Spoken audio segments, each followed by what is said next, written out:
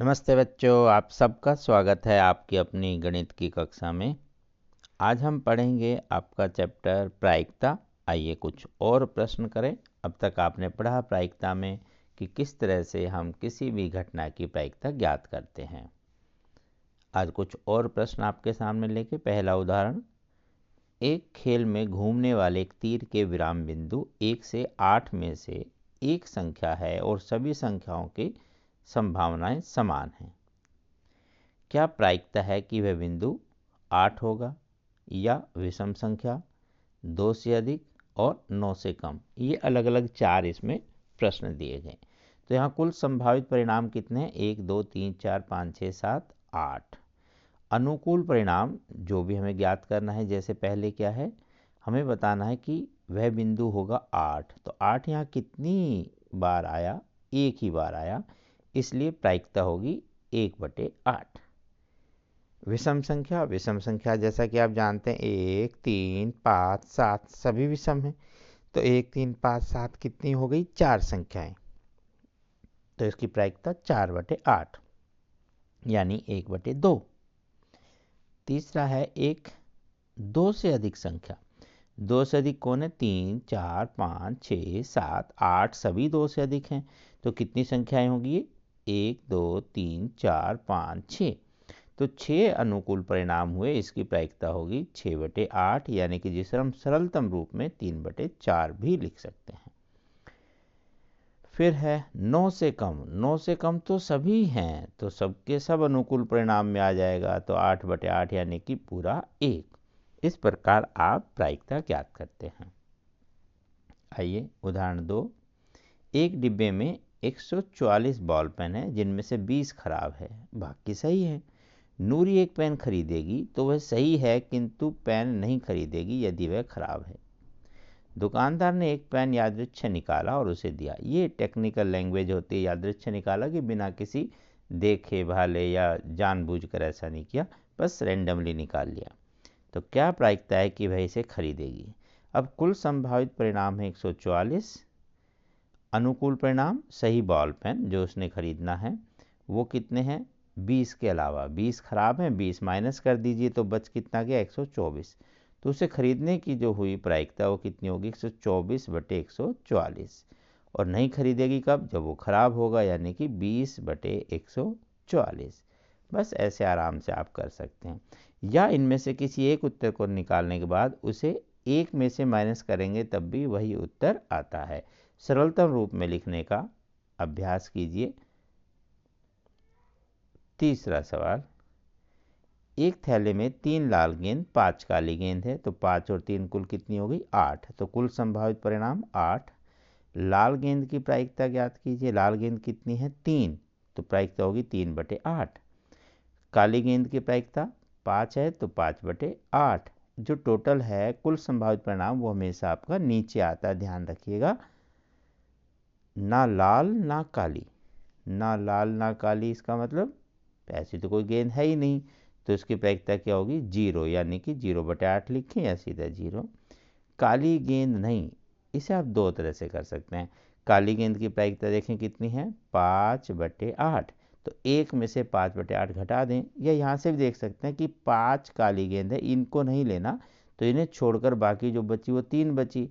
तो आप डायरेक्ट भी लिख सकते हो कि 3/8, या 1 घटा 5/8 भी करके 3/8 लिख सकते हैं। बस अब बहुत ही आसान से आपका अभ्यास के कुछ सवाल हैं। एक बालक के पास 6 फलक वाला पासा है, उस पर 1 2 3 की बजाय ABCDE A लिखा हुआ है। ध्यान दीजिएगा, F नहीं है, A है। तो A आने की प्रायिकता, तो कुल संभावित परिणाम कितने हुए? 6। A कितनी बार है? 1 और 1 2 बार। तो A आने की प्रायिकता हुई 2/6। और D आने की, D तो एक ही जगह है, तो होगा 1/6। आइए अलग पेज पर लिख लेते हैं। तो कुल संभावित परिणाम हुए 6, जिनमें A आने के प्रायिकता हुई 2/6, क्योंकि A 2 बार है, जिसे हम सरलतम रूप में 1/3 लिखते हैं। दूसरा इसमें था D आने की प्रायिकता, probability of getting D। D एक ही स्थान पर है, इसलिए 1/6। अगला सवाल देखते हैं। एक थैले में 5 लाल कंचे, 8 सफ़ेद और 4 हरे हैं। तो 5 और 8 13 और 4 17। पहले यहाँ समझ लेते हैं फिर लिख लेते हैं। लाल कंचा, लाल कितने 5, तो 5/17। सफ़ेद 8/17। हरा नहीं, हरे कितने 4/17 प्रायिकता। तो एक में से घटा दो तो 13/17 आ जाएगा, या डायरेक्ट करें हरे नहीं हैं तो हरे मत लीजिए, बाकी ले लीजिए। तो 5 और 8 13, बस 13/17 वो हरा नहीं हो जाएगा। एक बार देख लेते हैं लिखकर। कुल 17, तो लाल के लिए 5/17, सफ़ेद के लिए 8/17 और हरा ना होने के लिए तो 8 और 5 ये कुल मिला के 13 हो गए। तो आप डायरेक्ट यहीं से कर सकते हैं 13/17।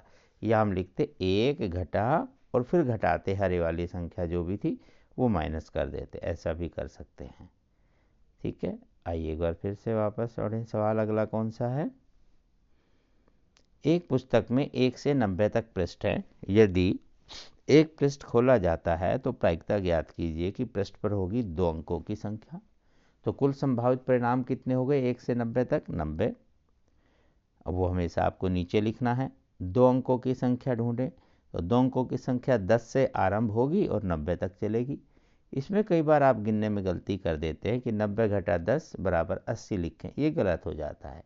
या तो आप एपी के हिसाब से लिखें या सिंपल देखें। 1 से 90 तक में एक अंक की संख्या है वो 1 से 9 तक है। तो 90 में से 9 अंक घटा दीजिए, जो बच गए वो सारी 2 अंकों की संख्या है।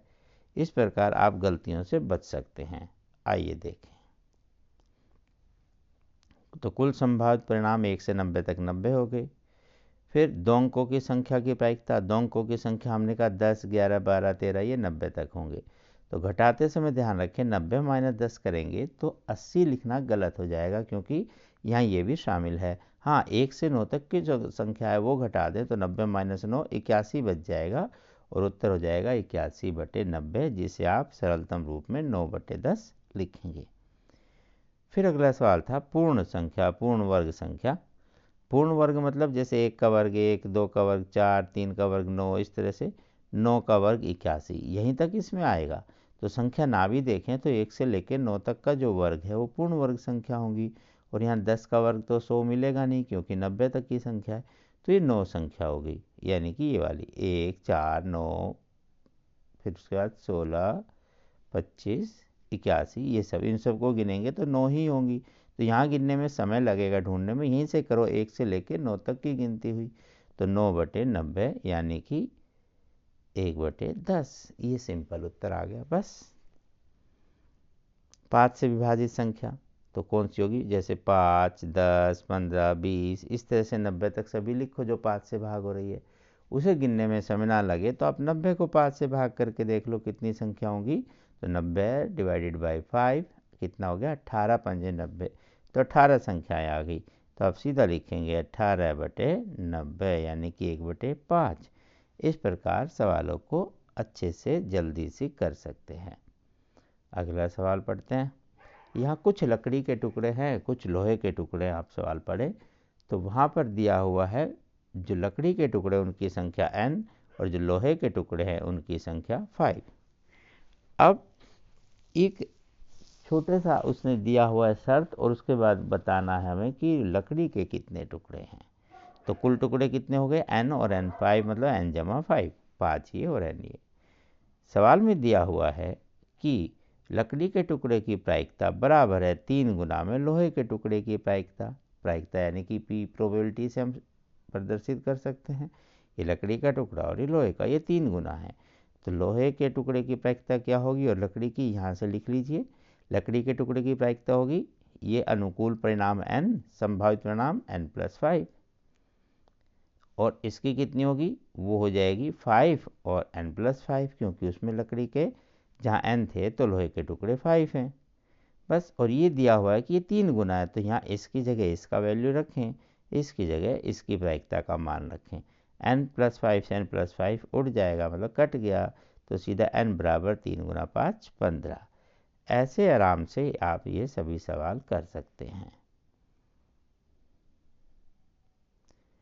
बस, तो इस तरह से आप करते रहिए अभ्यास। ये सारे सवाल थे आज के। सिंपल सा आपका अभ्यास था। ध्यान रखें, नियमित रूप से अपने हाथों को साबुन और पानी से धोएं। अपना ध्यान रखें, कोविड बीमारी से बचें, स्वस्थ रहें, प्रसन्न रहें। फिर मिलते हैं, तब तक नमस्ते।